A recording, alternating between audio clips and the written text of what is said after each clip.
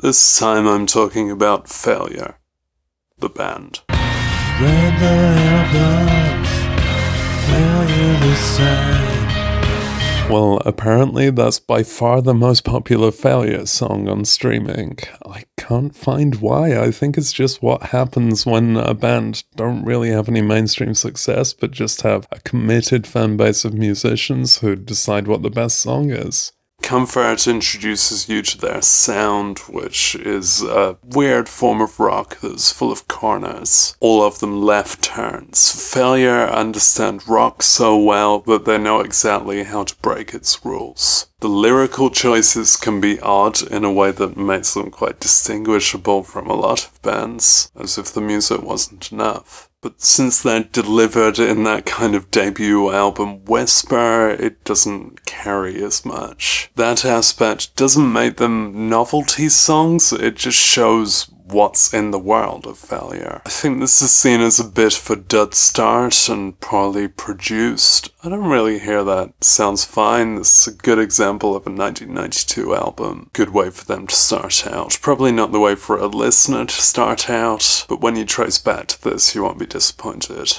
Then an obvious second album that does the same stuff with more confidence. That same stuff being very non-obvious material. It's good that in an age that rock music largely dominated, someone was still ready to be avant-garde. Well, them and Sonic Youth. This tightens the formula, and like the first one, it's got a few tracks worth keeping in the set list. But there's even better things to come. Such as the strange experience of having your music kind of locked away by contracts, and figuring that you could just come up with something else to kill time that wouldn't overshadow the album that you really want to make and tour. The Replicants are of course a covers band, and I don't know if there's ever been an essential covers album, but I sincerely believe that this might be the closest you can get. Generally staying within their stable, casting it back a generation, but still within the progenitors of alternative rock. Here the Replicants go through some old school songs and find the snarl in them. You won't want to hear the original Just What I Needed anymore once you've heard this one. Destination Unknown becomes the industrial masterpiece it always had in it, and this version of Bewley Brothers is a ridiculous epic. In recording this while Failure were waiting to release their best work, it's still the best work thus far. And then I don't think anyone would object to me describing Fantastic Planet as Failure's masterpiece. If you're familiar with the band, then you're familiar with this work. So I better describe it for those who are not familiar with the band. This album takes it feature length. Those first two were just 10 tracks. The first one might be under 40 minutes. But this is much longer and awesome from front to end. With the same old basic recipe of aggressive distortion and angsty diminished chords, Failure pull it all together and give the songs more space, like space rock. Doesn't mean they're baggy or meandering, it just means they're less tied down to format. Because as much as there's the obvious 90s rock themes of addiction, it's sustained by their lyrical approach, which has found its home in offering something less obvious to that stuff. The oddity of the lyrics are now delivered in a voice with enough confidence in them, with an epic, dramatic veracity. It really feels together as an album, feels concept album-y, full of slacker anthems but delivered tightly. Given the timing, I'm tempted to say that if Kurt Cobain had lived, maybe this is the kind of music he'd have gone on to. It's a lot more talented guitar playing, but it's just that vibe plus one. There's just more experience, more intellectual depth to it, and the similar voices do help that hypothetical. Nurse Who Loved Me is one of the most powerful songs ever, if you'll allow the drug is a woman thing. And every song on the way there is individually great, and on the wind down. It's a sci-fi adventure of an album, and one you ought to undertake. Okay, picking up the scraps time, because bands I like break up as they approach their 30s, and then they'll get back together in their 40s. When I say I'm following Failure in this video, I'm following Ken. Hi Ken.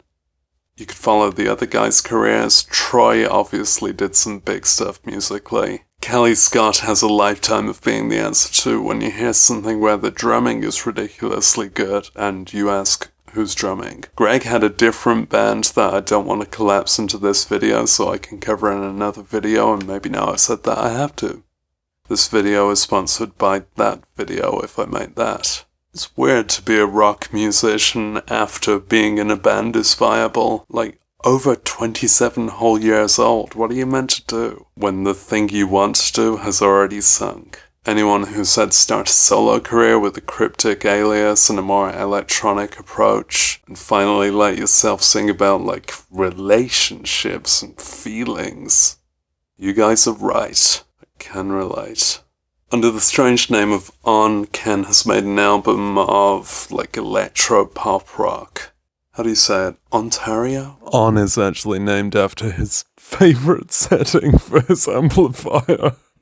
I realised a really good comparison for this one is the album Midnight Vultures by Beck. In vibe and almost in quality. It's wiser and less angsty Ken, and there's some real nice sounds. This is an intelligent pop suite that's worth your time. So it sits between the scrappier Failure and the more refined Failure. And now the most obscure release without even a record contract, or a graphic designer by the looks of it, a proofreader. It's kind of some more of the same, and that's a good thing, and remembering to rock out a bit more, that's also a good thing. But in total, there's not loads of creativity on here. It feels like a small release. It's sadly the Muzak of the Failure canon. There's a cover of that Police song where he just keeps rhyming the same word over the same bass loop. I'm not into the pitch-corrected vocals. That's a bad habit. Don't do that.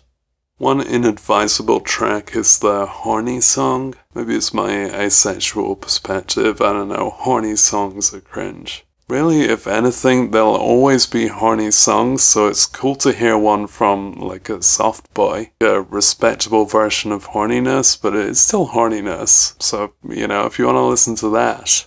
I guess horny is technically a feeling, so, you know, sing about feelings, that's one of them. There's some real good stuff on here, and it's an awesome career, but this is the nadir of it.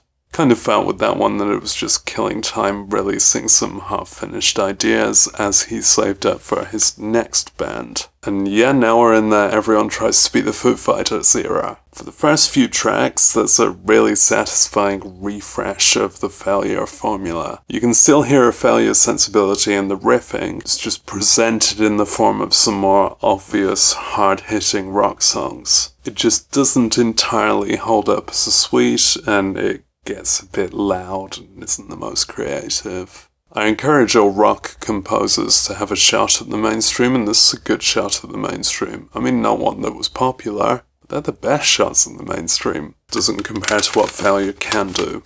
Maybe as the name suggests, the band didn't last. I don't think it's the material's fault. There's a kind of rarities disc thing that collated demos from the then dead band. That's unfinished songs without what would have been awesome drumming. It sustained some interest as dregs of a band that once was, but now they're regrouped and re-recording the worthwhile tracks. There's not much point. The band name's getting a bit of a tangle. I'm just going chronological by releases. Now this one's just credited to his real name. Maybe you reach a level of maturity where you let yourself do that. Really, it could be considered a third On piece if there was any audience keeping up with the exploits of On. In the way that the first one was all bleep bloop, the second one retried rocking, this is rocking featuring a bit of bleep bloop.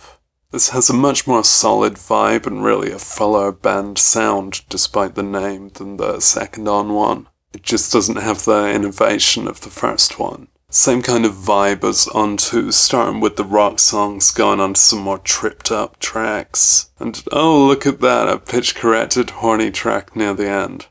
Thanks. This closes off the weird betweeny era that doesn't really stack up to Failure stuff. Still good. Cause yeah, Failure managed to reform. They signed to a label called Failure Records. This is in that decade when crowdfunding seemed to work. You know, if they come, you will build it. Ken is also on this, and it is good to great, but it just didn't feel like part of the rank. This is a regrouped failure determined to deliver a sequel to Fantastic Planet. And succeeding, they came back to Earth and they hit the ground running at an Olympian level. This delivers the same kind of duration and detail, but it's not sonically limited to what came before it, it's still adventurous. One expansion to their palette is the Ghost of Autolux coming back into failure. Most detachable in things that Greg sings. And though that can be less rock and roll, it's a welcome little diversion when it's amongst so much stuff. It's got the amassed intelligence of a band who tried to make it and made what they wanted to make but didn't make it. Have been through the music industry ringer and become ringers themselves. And now they made the decisions. Because this one exists, this can't really be the best work, but practically the only thing that really denies it that position is how this is the kind of work that was built up over months and years, so it's just not quite the immediate magic of that one. But otherwise, equivalent qualities expressed distinctly, the perfect companion piece. That really feels like the kind of comeback album where they'd come back and then shut up.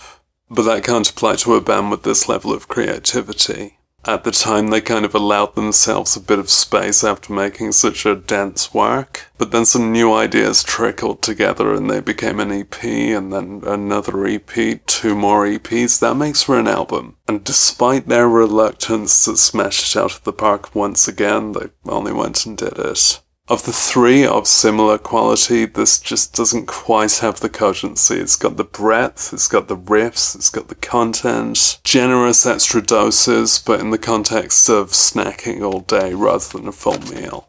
You might expect this to be done by now, but yeah, they don't run out of ideas. Without breaking from failure, but with experiencing lockdown and having his own studio, Ken went on to record another EP of new ideas, only released digitally. Its main strength is the track Sword and Shield, which is one of the best in this entire discography, but the rest of it also eclipses his last 2 somewhat solo works. I'm placing it here, but do note that brevity is involved in that decision.